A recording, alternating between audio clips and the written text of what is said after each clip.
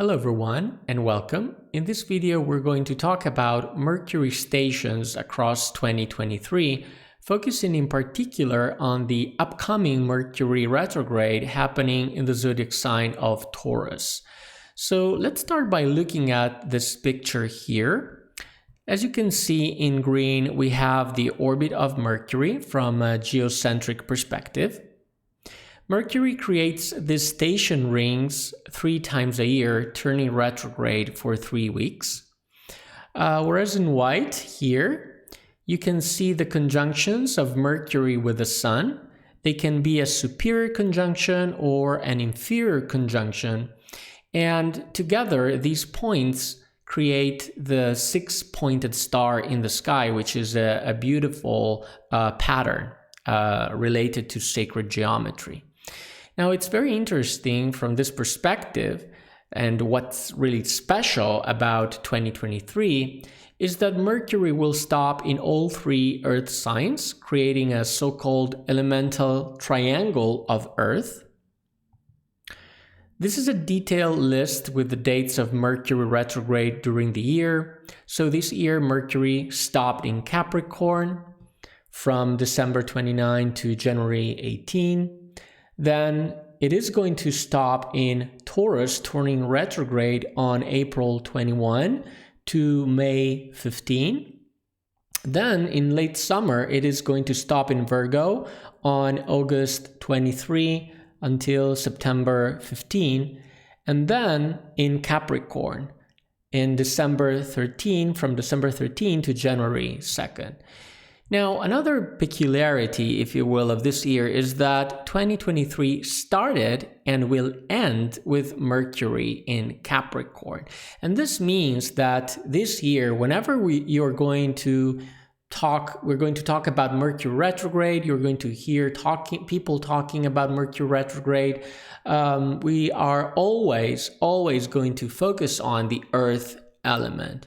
And in this video, we're going to talk specifically about Mercury retrograde in Taurus from April 2021 to May 15. Now here, you can see all the phases of Mercury retrograde. So we start up here with Mercury direct, crossing the shadow zone on April 7, continuing is movement, but here in this orange line, Mercury is getting slower and slower and slower until it is going to stop, reaching the first station at 15 degrees 37 Taurus, turning retrograde on April 21. In red here, we have the core of this process with Mercury turning retrograde, stopping again on May 15 at 5 degrees and 50 minutes Taurus, reaching the second station, and then turning direct again, still being in the shadow zone from May 15 to June 2nd. So this is the whole process. Now let's talk a little bit further about Mercury retrograde in Taurus. And the first thing that I want to highlight is that Mercury retrograde in Taurus is especially interesting because it is happening in spring. And first of all, spring is ruled by Archangel Raphael, who is the bearer of the mercurial forces. So we have Mercury retrograde, mercurial forces that are referencing the Archangel Raphael, which is the ruler of the whole season. And this process is taking place in Taurus, which is the zodiac sign that represents the very heart of spring here. Now, this is especially important because all of this mercurial energy of connection, networking, sociability is felt the most during the season. And in fact, what does Mercury retrograde represent? What is this transit all about? So Mercury rules thinking. It rules the mind, communication, networking, streets, public transportation, any kind of connection, right? For this reason, Mercury retrograde creates delays, slowdowns, and misunderstandings.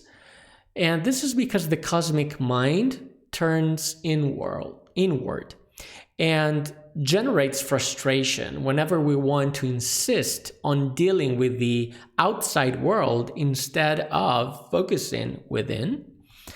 In fact, generally speaking, Mercury retrograde is quite good for introspection, inner work, shadow work. And this energy allows us to turn our minds inwardly to better understand and resolving internal rather than external issues. But if we keep wanting to direct this energy out, then we will find it a little bit difficult to handle because it's like swimming against the current, really.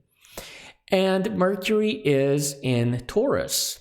So in particular, Mercury retrograde in Taurus is the mind focusing on our relationship with nature, rekindling environmental issues. Of course, they're not over, they are rising, right? And in addition to that, it also directs our attention to resources issues or to our relationship with money in general, simply because money is the capital R resource in our society. But generally speaking, the focus is on anything that brings stability in our life, allowing it to grow and thrive. Now, here we have a little animation in loop. As you can see, Mercury is down here going back and forth in the zodiac sign of Taurus. And we have three interesting aspects. Now, the first aspect that Mercury retrograde is creating is a very long sextile with Mars in blue here in April. Then Mercury is reaching Uranus, and it is going to stop in conjunction with Uranus, and this is very interesting. And on top of that, this process is going to move on with another aspect, which is Mercury creating another sextile, but this time with the planet Saturn, which, as we know, entered Pisces recently. So here you can better see all the aspects that Mercury is making during these 2 months, April and May. So during April, Mercury was gradually slowing down, and it was making this exceptionally long sextile with Mars. Now, this means that the mind is keen to procrastinating. Since the mind, Mercury is slowing down, and Mercury is in Taurus, right? And Taurus is a quite slow-moving sign. So the cosmic mind doesn't want to deal too much with problems in general. And on top of that, it was creating, and it is still creating, this sextile with Mars in Cancer. And Mars in Cancer is all about wanting to feeling safe and protected. So, of course, Mars in Cancer, as we know, is not a go-getter at all, right? So this goes hand in hand with a mind that doesn't want to deal with problems and just want to chill. And of course, it's April, so it makes sense. But then we have the conjunction with Uranus here. And this conjunction reaches its peak right during the eclipse, the solar eclipse in Aries that we talked about in the last video. And this means that this conjunction with Uranus, which, as we know, represents a sudden unveiling, unveiling of the situation, right? So we know that Uranus always comes with this feeling of the unexpected, as eclipses do, right? So anything that we prefer to ignore during April is going to be unveiled suddenly by this conjunction, where basically the mind, the cosmic mind, is definitely going to wake up suddenly to what we've been ignoring so far. And this makes sense if we look at the second part of this transit, the second part of the process, which is the long, very long sextile between Mercury and Saturn. And this is, of course, quite long since Mercury is slowing down, reaching the second station, right? Now, this sextile means that the cosmic mind will try to regain stability with Saturn's aid, because we definitely are going to experience some issues during eclipse season 1, right? So starting with April 20th, and with the conjunction between Mercury and Uranus. And of course, after that, we are going to try to get back the stability with the help of Saturn. However, in order to do so, we will have to pay, so to speak, Saturn's toll, especially because being Saturn in Pisces, the only way through will be dispelling any illusion about the situation that we had been ignoring back in April.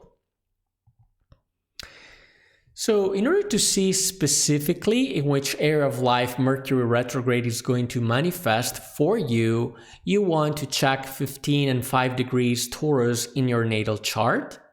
And on top of that, since May is a very eventful month, astrologically speaking, we also need to consider 2 additional dates. So May 5, with the second eclipse of the season, which will definitely bring a little bit of destabilizing energy yet again. We're going to have a penumbral lunar eclipse in Scorpio, and we're going to talk about it in a later video.